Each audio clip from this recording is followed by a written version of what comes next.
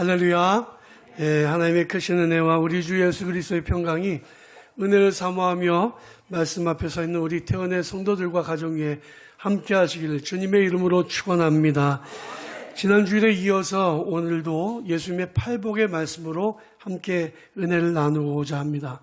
팔복의 말씀은 항상 복이 있도다 라고 하는 감탄구로 시작됩니다. 복이 있도다 뭐뭐 하는 사람이요. 이거 도치법이죠. 어떤 사람들이 복이 있다고 말씀하고 있나요? 보통 우리가 이야기할 때 복이라고 하면 오복 뭐 이런 얘기하잖아요. 또 장수의 복을 또 으뜸으로 치기도 합니다. 건강의 복을 또 중요하게 생각하기도 하고 또 물질의 복도 중요하게 생각하죠. 여러분 오래 사는 게 복일까요? 과거에는 사람들이 수명 60년 넘기기가 어려워서 60이 되면 환갑잔치를 했어요. 제가 이제 얼마 안 있으면 환갑이 되는데 제가 환갑잔치 한다고 하면 아마 다들 죽이려고 할 거예요. 제가 지금 어딜 가도 아직도 애입니다. 나이가 80, 90, 100이 된 어른들 목사님들이 계셔서 아직도 애예요. 오래 산다고 복일까요? 과거에 비해서 우리는 분명히 잘 먹고 잘 살고 있는 게 사실입니다. 우리나라가 이미 선진국이 됐어요. 먹고 사는 문제는 이제는 더 이상 문제가 되지 않을 정도로 나라가 잘 살게 됐습니다. 그렇다면 우리가 과연 복 받았다고 말할 수 있을까요? 오래 사는 것보다 더 중요한 것, 잘 먹고 잘 사는 것보다 더 중요한 복이 있습니다. 그것이 뭐냐면 가치 있게 사는 거예요. 값어치 있게 사는 거. 내 이름에 합당한 그 가치를 내가 발휘하면서 사는 거죠. 8절 말씀에 보니까 마음이 청결한 사람이 복이 있다라고 말씀하고 있는데 이 청결하다는 말씀을 쉬운 성경으로 읽으면 마음을 깨끗이 한 사람이 복이 있다. 클린업한 사람이 복이 있다라고 설명을 하고 있어요. 그들이 하나님을 보게 될 것이다. 마음이 깨끗하면 하나님과 우리 사이에 있는 그 깜깜한 것들이 치워지기 때문에 하나님을 볼 수 있다는 거죠. 이 말씀은 언뜻 마음이 가난한 사람이 복이 있다고 했던 지난 주에 나눴던 말씀하고 평행구절처럼 느껴질 수도 있습니다. 그러나 사실은 이 말씀은 순수에 관한 말씀이에요. Blessed are the pure in heart.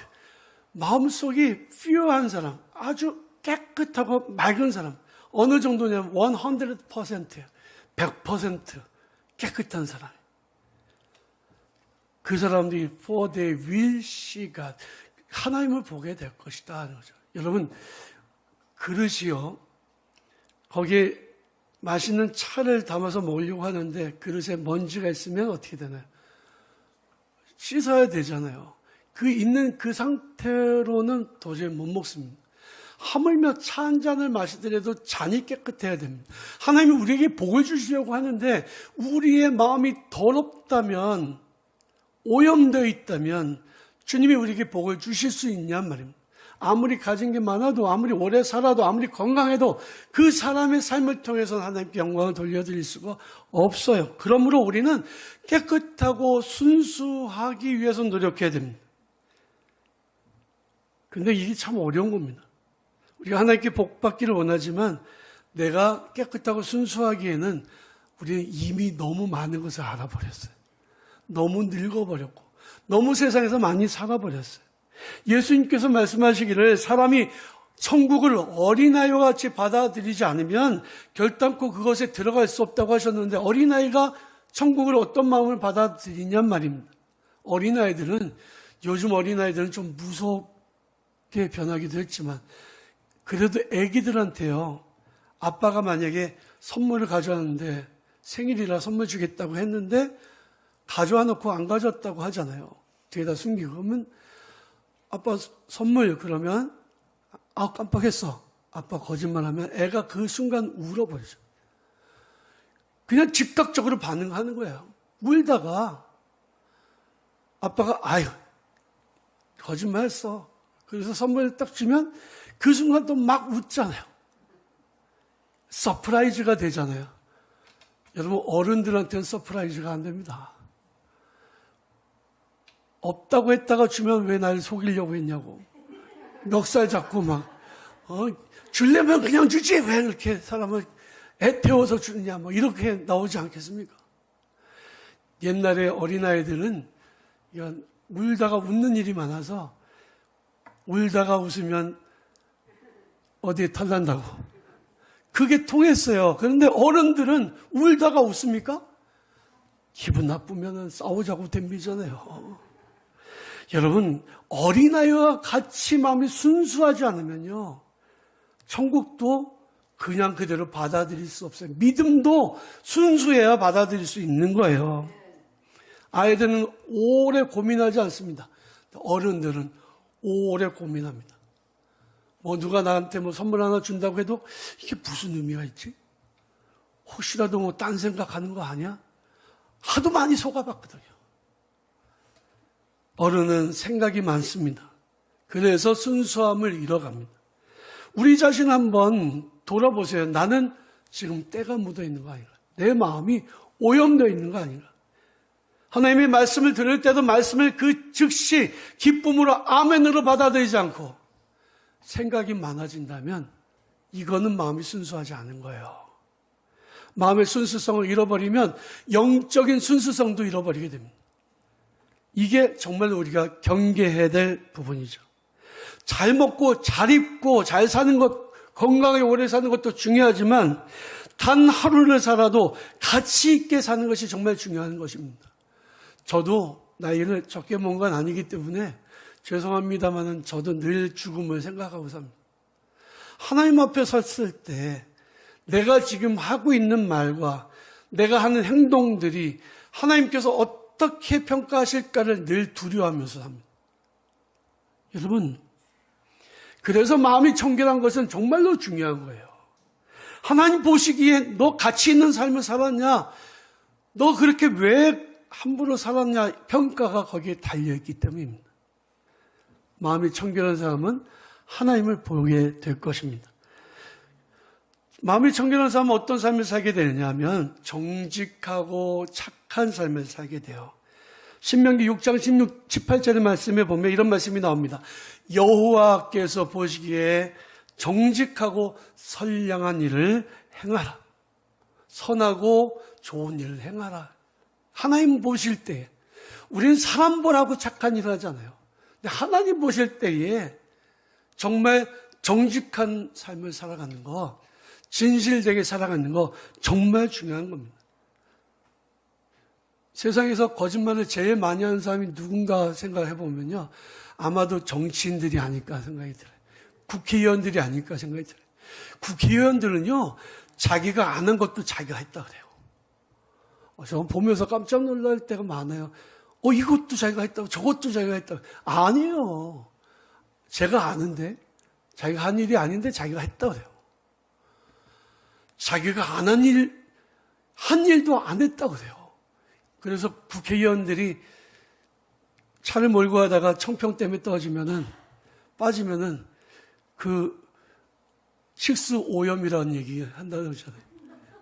거짓말을 하도 잘해요. 근데 거짓말이 통하는 세계고 거짓말을 안 하면 정치를 못 한다. 이주일 씨가 국회의원 됐다가 나오면서 코미디 한번 잘하고 나왔다고 그렇게 얘기를 했잖아요. 앞에선 싸우다가도 국회의원들은 뒤에 가서 술 먹으면서 서로 친하게 지낸다지 않습니까? 거짓말이 통하는 게 세상이에요. 여러분, 그러나 성도들은 그렇게 살면 안 됩니다. 성도들은 진실하게 살아야 돼요. 거룩하게 살아가야 돼요. 순전하게 살아야 돼요. 순전한 나도 향유처럼 깨끗해야 됩니다. 왜냐하면 우리는 하나님 앞에 예배드린 예배자이기 때문에 그래요. 이스라엘 백성들이 하나님 앞에 예배 드릴 때요, 제물을 가지고 나아갔을 때 제물에 양이나 소에 흠이 있으면요, 오염되어 있으면 그걸 하나님 앞에 드릴 수가 없었습니다. 마찬가지로 우리 하나님 앞에 예배 드릴 때 나 자신 하나님 앞에 드리는 것인데 내 마음이 오염되어 있다면, 순수하지 않다면 하나님 받으실까요? 아니에요. 받으실 수 없습니다.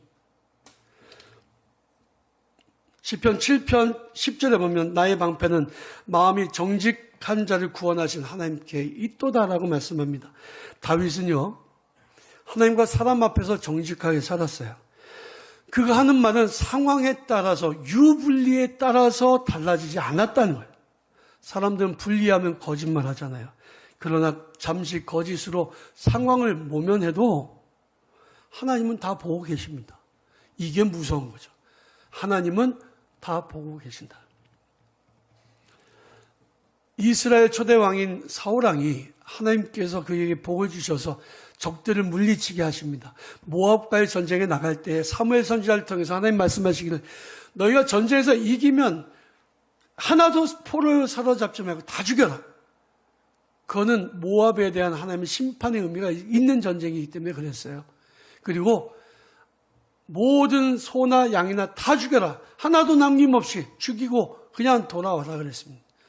사울이 하나님의 은혜로 전쟁에서 승리했습니다. 그런데 어떻게 했는지 아십니까? 모압 왕인 아각을 포로를 끌고 왔어요.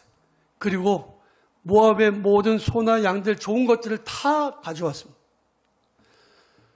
사무엘 선지자가 왕궁으로 들어가는데 사무엘 선지자의 마음에 감동이 되는 거예요.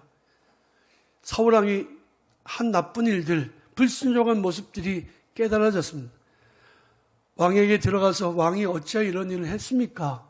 라고 책망을 해요.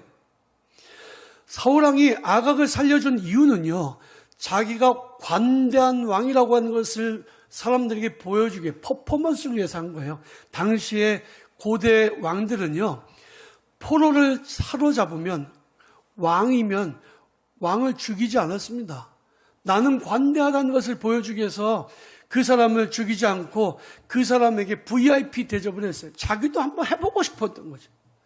자기도 한번 관대한 왕처럼 한번 사람들에게 보이기를 원했던 거죠. 죽이지 않았습니다. 그리고 양과 소들을 데려다가 자기의 우리에다 집어넣습니다. 사울에게 사무엘이 말합니다. 당신이 어찌 이런 일을 했습니까? 그때 사무엘이 말하죠. 사울이 사무엘에게 말하죠. 이 많은 소와 양은 하나님께 제물 드리기 위해서 가져온 것입니다. 그때 사무엘이 말합니다. 하나님께서는 순종을 예배보다 더 기뻐하시는 것을 알지 못하셨습니까? 그리고는 사무엘이 돌아가서 근심하며 밤을 새우며 눈물로 기도합니다. 이제 사울왕의 때가 끝나는 것을 알았기 때문입니다. 나라 민족이 위기 가운데 있다는 것을 알기 때문입니다. 그날 밤에 하나님 말씀하시기를 너는 슬퍼하지 마라. 내가 그를 이스라엘의 왕으로 세우는 것을 후회한다. 난 이미 그를 버렸다고 말씀하십니다. 사실 그대로 있는 그대로 제가 욕심나서 그랬습니다. 용서해 주십시오. 라고 회개했다면 하나님이 그를 버리지 않으셨을 거예요. 불이하니까 거짓말을 합니다. 잠언 2장 7절에 보면 그는 정직한 자를 위하여 완전한 지혜를 예비하시며 행실이 온전한 자에게 방패가 되시나니 대적에는 정의의 길을 보호하시며 그의 성도들의 길을 보전하려 하심이니라 하겠습니다. 잠언 14장 11절에 보면 악한 자의 집은 망하겠고 정직한 자의 장막은 흥하리로다 그랬습니다. 여러분 이 말씀은 대꾸예요.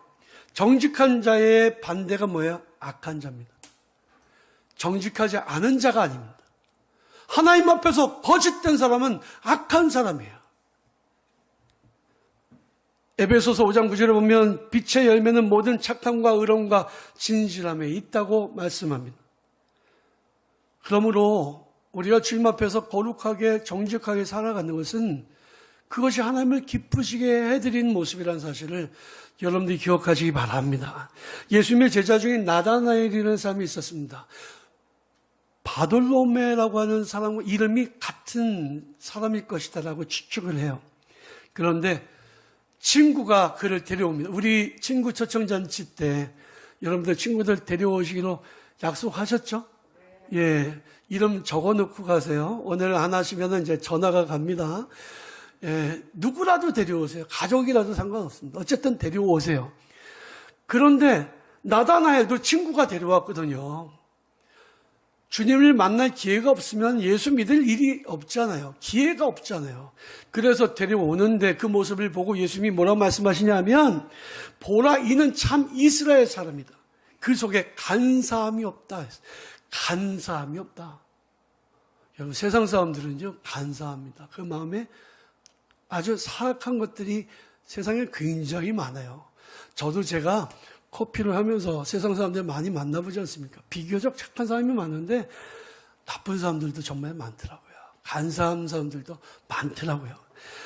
예수님이 보실 때 당시에 많은 사람들이 다 간사했어요. 그런데 나다나엘은 그 속이 진실한 사람이었다는 거죠.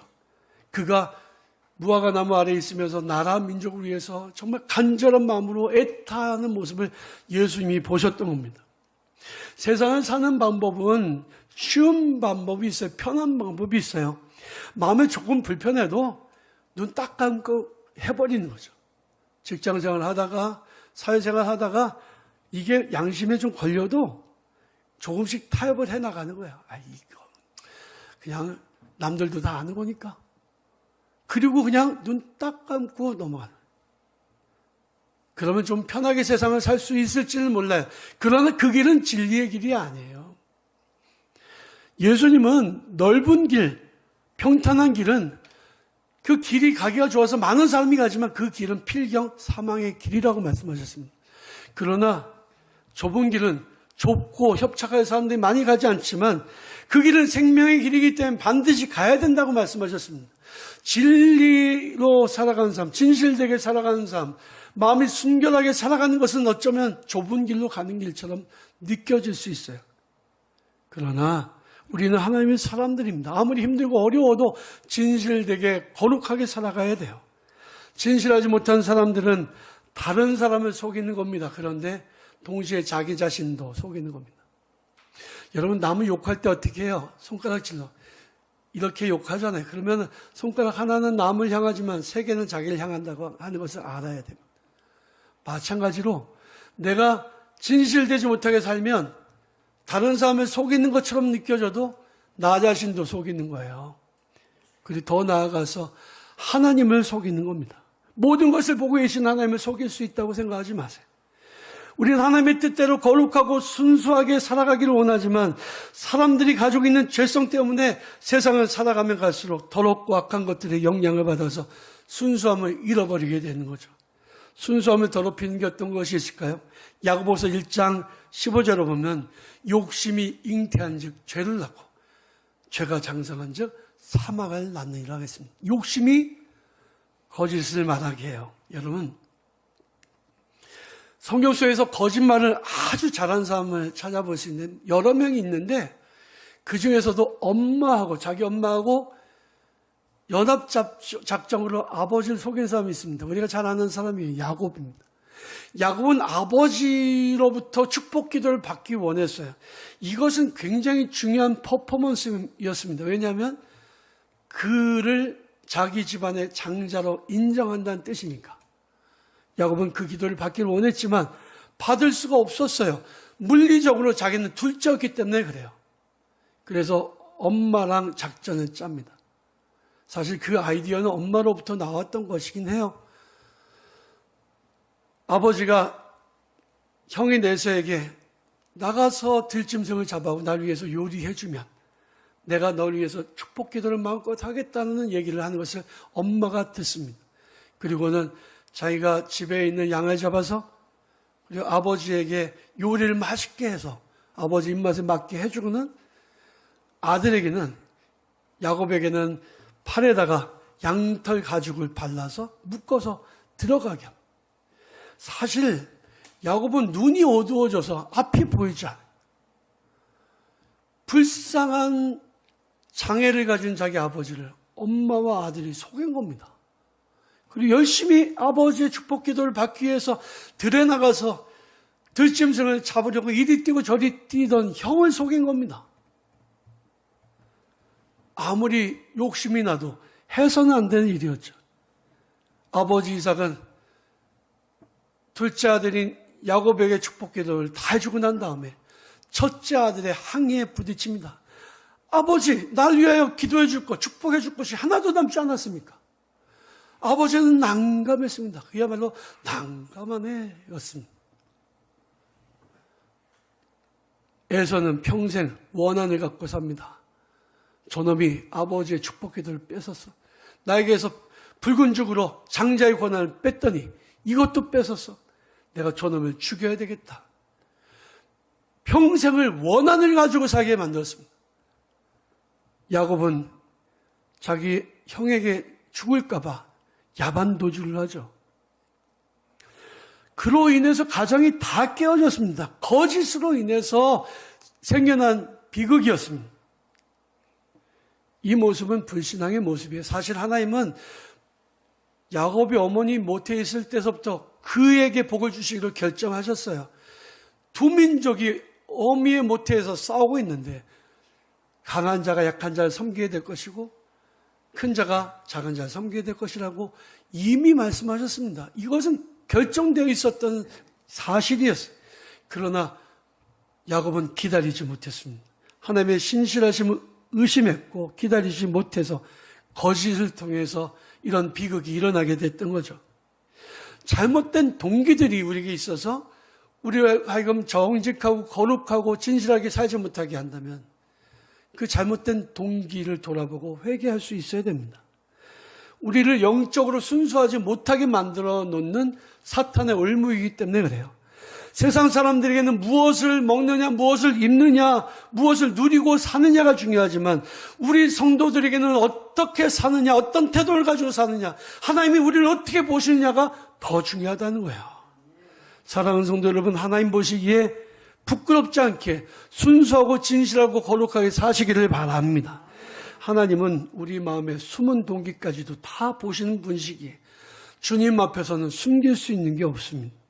자기 자신의 내면을 살피시기 바랍니다. 혹시라도 더러운 게 있다면 회개하시고 씻어내시기 바랍니다. 예수 그리스도의 보혈로 정결하게 되시기를 바랍니다. 바라기는 주님 보시기에 진실하고 거룩하고 순수하게 살아서 하나님이 칭찬하시고 하나님께서 풍성한 복을 내려주시는 복된 우리 태어난 성도들이 다 되시기를 주님의 이름으로 간절히 축원합니다.